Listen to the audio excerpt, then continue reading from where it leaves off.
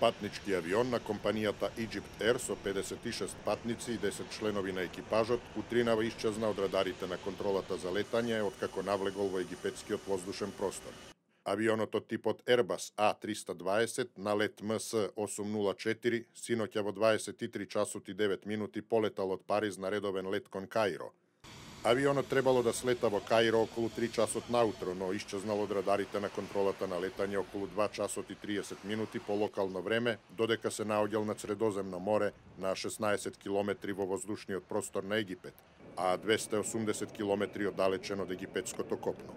Некои медиуми јавија дека пред исчезнувањето на леталото, членовите на екипажот алармирале за појава на чадот под пилотската кабина на леталото, но засега нема потврда за ваквите информации. Во време на исчезнувањето, авионот се наоѓал на височина од 11.280 метри.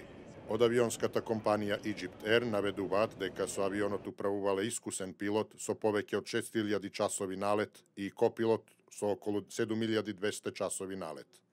Во авионот се наоѓале 15 французи, 30 египтјани, 2 ирачани, како и по еден државјанин на Британија, Белгија, Кувајт, Саудиска Арабија, Судан, Канада, Португалија, Алжир и Чад. Помеѓу патниците се наоѓа едно дете и 2 бебиња. Авиокомпанијата ги смести семејствата во близина на аеродромот во Каиро и им обезбеди лекарска помош, преведувачи и сите потребни услуги.